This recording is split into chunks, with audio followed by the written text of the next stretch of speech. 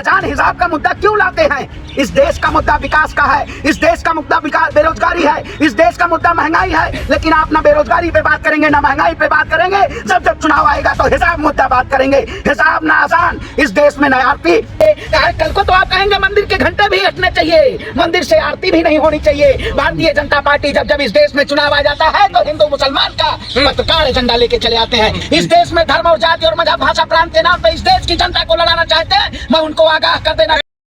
क्या कहेंगे जिस तरीके से अजान बैन करने की मांग उठ रही है देश भर में? मैं कहता हूं इस देश में क्या करवाना चाहते हैं आप बता दीजिए। पत्रकार महोदय पूछे कौन सा सवाल लेके चले आते हैं। इस देश की जनता को मुद्दों पे बात करनी चाहिए, अजान बैन होना चाहिए, हिजाब बैन होना चाहिए। कल को तो आप कहेंगे मंदिर के घंटे भी हटने चाहिए, मंदिर से आरती भी नहीं होनी चाहिए। भारतीय जनता पार्टी जब जब इस देश में चुनाव आ जाता है तो हिंदू मुसलमान का पत्रकार एजेंडा लेके चले आते हैं। ये पत्रकार से पूछिए अपनी दुकान चलाना चाहते हैं, देश को गर्द में डालना हिंदू राष्ट्र बनाना है, हिंदू राष्ट्र। मैं कहता हूं इस देश में उतना गुनाहगार हिंदू राष्ट्र की मांग करने वाला है जितना गुनाहगार मुस्लिम राष्ट्र। समर्थन में नहीं है क्या हिंदू राष्ट्र? मैं क्यों भाई, इस देश भारत देश आप तो तिलकधारी हिंदू। अरे मैं कहता हूँ तिलकधारी की बात, तिलक मैं हमेशा लगाता आया हूँ, लेकिन जो लोग कर्नाटक के चुनाव को आते हुए देखते हुए इस देश में धर्म और जाति और मजहब भाषा प्रांत के नाम पे इस देश की जनता को लड़ाना चाहते हैं, मैं उनको आगाह कर देना चाहता हूँ। हिंदुओं की सरकार बनेगी। बताइए, मैं कहता हूँ इससे पहले इस देश का जब मुसलमान, इस देश का हिंदू मुसलमान सिख सभी लोग जब इस देश में संसाधन में बैठे हुए थे तब देश खतरे में नहीं था। क्या प्रधानमंत्री मोदी जी जब से बने हैं तभी से देश खतरे में हो गया? मोदी जी की बदौलत आज आप भगवा पहन के घूम रहे हैं। भगवा मैं हमेशा पहनता आया हूँ। भगवा एक शांति का प्रतीक है, लेकिन भारतीय जनता पार्टी ने इसे आरएसएस का प्रतीक बना दिया हो।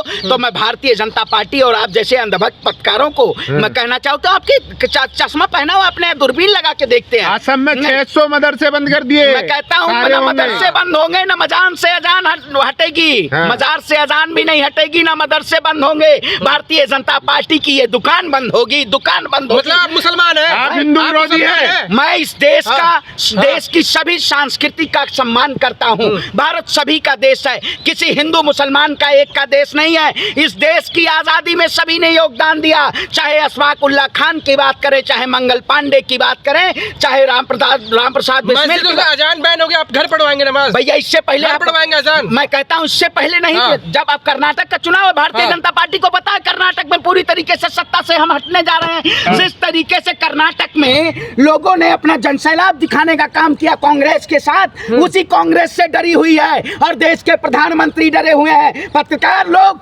आप लोग आज ज्ञान कान खोल कर सुन लीजिए। देश के प्रधानमंत्री से आप सवाल पूछिए, आप उनके नेताओं से और गुर्गों से आप सवाल पूछिए कि आपने इस देश को 9 साल में हिंदुओं के लिए क्या आपने किया है। मंदिर हिंदुओं के बच्चों के हाथों में आपने तलवार देने का काम किया है, भगवान श्री राम के नाम पे लूटने का काम किया है, और आप जैसे पत्रकारों को मोदी जी की गुलामी करने का काम किया है। मोदी जी की गुलामी करेंगे ना आप। मैं कहता हूं जब जब चुनाव आ जाता है भाजपा एजेंडे लाके और गरीबी उसकी आने लगती है। मैं भारतीय जनता पार्टी के या कोई भी नेता से पूछना चाहता हूं, आप अजान हिजाब का मुद्दा क्यों लाते हैं? इस देश का मुद्दा विकास का है, इस देश का मुद्दा बेरोजगारी है, इस देश का मुद्दा महंगाई है, लेकिन आप ना बेरोजगारी पे बात करेंगे ना महंगाई पे बात करेंगे। जब जब चुनाव आएगा तो हिसाब मुद्दा बात करेंगे, हिसाब ना आसान। इस देश में न आरती, ये भारत की संस्कृति है। अंतर्राष्ट्रीय लेवल पे ये भारतीय जनता पार्टी को पूरी तरीके से धिक्कारा चाहेगा। और आपको मुसलमानों से इतना प्यार क्यों है?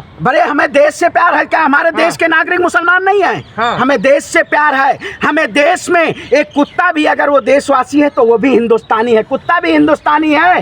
ये मत समझिएगा कुत्ते को कल कहें कि हम भगवा पहना दिए ये भी हिंदू बन गया, कल कुत्ते को भी कहेंगे भगवा पहना है तो आज हिंदू है, कह देंगे भैया। आप लोग जैसे अंधभक्ति है क्या? बताइए, इससे पहले आरती नहीं होती थी। राम मंदिर की तारीख आ गई, तोहफा मिलेगा पूरे देश को। आप बताइए कौन से समाज से आते हैं आप? आप लोग इस देश में एजेंडा लेके आते हैं, कौन से समाज में आते हैं? आपको आपको आयत पता है कुरान की? बताइए कुरान की आयत पता है? सभी पत्रकारों से पूछता बताइए 666। कितनी होती अरे है? भैया देखिए, यही पत्रकार है, ये धर्म के ठेकेदार है। 666 आयत होती है। हमें हनुमान मतलब- चालीसा भी आता है। मतलब पत्रकार है कि धर्म के ठेकेदार नहीं है? नहीं, हाँ, धर्म के ठेकेदारी है। धर्म के ठेकेदारी नहीं, तो कर रहे लगी हैं। रहा, देखो आपको आप पत्रकार है, हिंदू पत्रकारिता मुसलमान, पूछ तो रही है। इसीलिए मैं कहता हूँ हिंदू मुसलमान का एजेंडा क्यों लाते हैं आप बताइए, हिंदू राष्ट्र बनेगा तो आपको क्या अरे क्यों दिक्कत नहीं है? पढ़ा है? मैंने कुरान की आयत भी पढ़ी है, कुरान का सूरा भी पढ़ा है। आप ही आयत बताइए। 6666 आयत है। मैं बताइए आप। बताइए 666 से बता 6666 आप बता रहे हैं, 6666 आयत है। और आयत में लिखा हुआ है इस देश के मुल्क को आप लड़ा नहीं सकते हैं हिंदू मुसलमान के नाम पे। मैंने आरती की बात की है। हिंदू राष्ट्र से क्या दिक्कत है आपको, ये अरे बताइए। तो बना दीजिए हिंदू राष्ट्र। आप 9 हाँ। साल से सो रहे हैं आप कुंभकर्ण चाहते हैं हिंदू राष्ट्र बने? नहीं भाई, इस देश का संविधान है। आप हिंदू राष्ट्र का विरोध इस करते हैं? देश में संविधान है। आप हिंदू राष्ट्र का इस विरोध देश में करते हैं? संविधान- अरे, अरे, आप हिंदू पहले राष्ट्र का सुन विरोध लीजिए। करते हैं? देखिए सुन लीजिए, आप नहीं ब्राह्मण हो गए, हिंदू देखिए, राष्ट्र का सुन विरोध कर रहे लीजिए, हैं। नहीं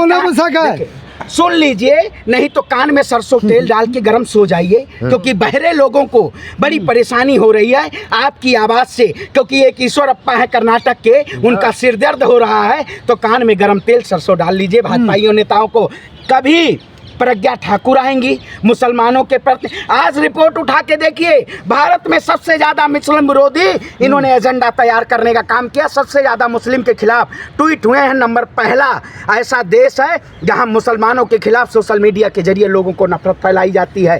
क्या वाकई में इस देश में मुसलमान को विजय चौधरी को उस्मान समझ के आप इनकाउंटर कर देंगे? आपने देखा उत्तर प्रदेश में एक समाज जो है उसको नाम से केवल पहचाना जाता है, उसको आरोपी ऐसा साबित कर दिया जाता है जैसे इस देश में कोई कानून व्यवस्था ही नहीं है।